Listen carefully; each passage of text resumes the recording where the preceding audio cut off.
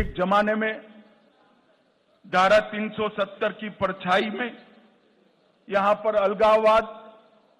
अलगाववादियों की मांगे, हुर्रियत जैसे संगठन और हुर्रियत जैसे संगठनों के नतमस्तक होती हुई सरकारें हमने देखी थी। बम की परछाइयां, धमाके, मशीन गनों की आवाज कश्मीर में लंबे समय तक सुनी गई। ऑर्गेनाइज टाउन पेल्टिंग 2010 के मानांक को पकड़े तो 2654 घटनाएं थी। 31 अगस्त 2024 तक 23 से 24 में एक भी घटना स्टोन पेल्टिंग की नहीं हुई।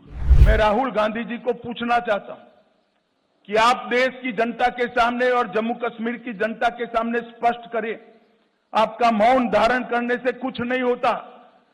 क्या नेशनल कॉन्फ्रेंस के एजेंडा के साथ कांग्रेस पार्टी सहमत है या नहीं है? आप हाँ या ना में जवाब दीजिए। पत्थरबाजी की घटना करने वालों को हम छोड़ देंगे। टेररिज्म के केस में जो जेल में, इन पर पुनर्विचार करेंगे। जो टेररिस्टों के सगे संबंधी पर कठोर कार्यवाही की है, इस पर पुनर्विचार करेंगे। फिर से 2 झंडे प्रस्तावित करेंगे। क्या कांग्रेस पार्टी ये एजेंडा के साथ सहमत है? क्या आप 370 फिर से वापिस लाना चाहते हो? इसकी बात आपने करनी चाहिए। एक जमाने में धारा 370 की परछाई में यहां पर अलगाववादियों की मांगे, हुर्रियत जैसे संगठन और हुर्रियत जैसे संगठनों के नतमस्तक होती हुई सरकारें हमने देखी थी। ये 10 साल के अंदर आज धारा 370 और 35A पास्ट बन गया है। वो हमारे संविधान का हिस्सा नहीं है। इसका पूरे भारत और जम्मू कश्मीर की जनता को आनंद है। यहां जो शांति, विकास और सामाजिक न्याय जमीन पर उतरने का काम हुआ है, इसका मूल कारण नरेंद्र मोदी जी का एक ऐतिहासिक फैसला 5 अगस्त 2019 को धारा 370 को समाप्त करने का। बड़ी दुख की बात है, विगत दिनों में एनसी का एजेंडा मैंने पढ़ा है और एनसी के एजेंडे को कांग्रेस का मौन समर्थन भी मैंने देखा है। मगर मैं आज आप सभी पत्रकार भाइयों के माध्यम से पूरे देश को स्पष्ट कर देना चाहता हूं, धारा 370 इतिहास बन चुकी है। वो कभी लौटकर नहीं आने सकती, हम आने भी नहीं। क्योंकि धारा 370 ही वो कड़ी थी जो कश्मीर के अंदर युवाओं को हाथ में हथियार और पत्थर पकड़ाती थी। अलगाववाद की विचारधारा ही युवाओं को विकास की जगह आतंकवाद के रास्ते पर शिफ्ट करती थी।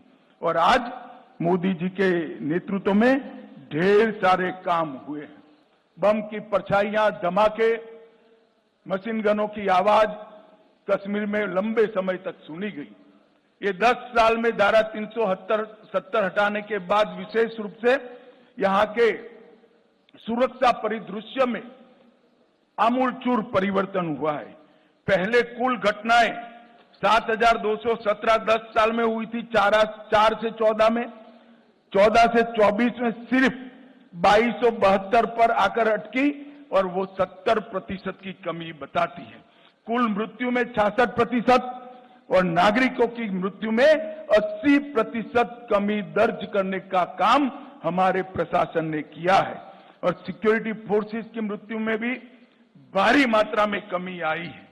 और इसके साथ जो आम जनों के साथ जुड़ा हुआ है, ऑर्गेनाइज टाउन पेल्टिंग 2010 के मानांक को पकड़े तो 2654 घटनाएं थी।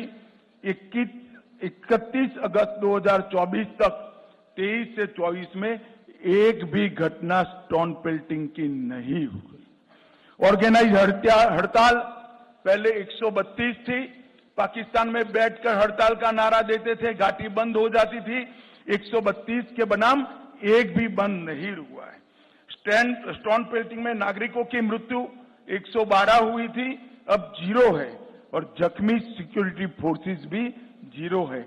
30 साल के बाद घाटी में थिएटर चालू हुए हैं, रात्रि शो चालू हुआ है और 32 साल के बाद ताजिया का जुलूस शांतिपूर्वक तरीके से निकला है। अमरनाथ की यात्रा हो या मां वैष्णो देवी की यात्रा हो, रिकॉर्ड तोड़ यात्रिकों ने जम्मू कश्मीर की विजिट की है और यहाँ के टूरिज्म में बहुत बड़ा बदलाव आया है और बढ़ोतरी हुई है। संपूर्ण टेरर इकोसिस्टम को ध्वस्त करने के लिए ढेर सारे काम करे गए और अभी मैं एनसी का घोषणा पत्र पढ़ता था, मुझे तो आश्चर्य हो रहा है। कोई पॉलिटिकल पार्टी इस प्रकार का घोषणा पत्र जारी करती है और कांग्रेस जैसी राष्ट्रीय दल इसका मौन समर्थन करती। मैं राहुल गांधी जी को पूछना चाहता हूं कि आप देश की जनता के सामने और जम्मू कश्मीर की जनता के सामने स्पष्ट करें, आपका मौन धारण करने से कुछ नहीं होता। क्या नेशनल कॉन्फ्रेंस के एजेंडा के साथ कांग्रेस पार्टी सहमत है या नहीं है? आप हाँ या ना में जवाब दीजिए। मुझे मालूम है वो नहीं देंगे, मैं बता देता हूं वो पूर्णतया सहमत है। क्या एजेंडा है? पत्थरबाजी की घटना करने वालों को हम छोड़ देंगे, टेररिज्म के केस में जो जेल में इन पर पुनर्विचार करेंगे, जो टेररिस्टों के सगे संबंधी पर कठोर कार्यवाही की है इस पर पुनर्विचार करेंगे, फिर से 2 झंडे प्रस्तावित करेंगे। क्या कांग्रेस पार्टी ये एजेंडा के साथ सहमत है? क्या आप 370 फिर से वापिस लाना चाहते हो? इसकी बात आपने करनी चाहिए।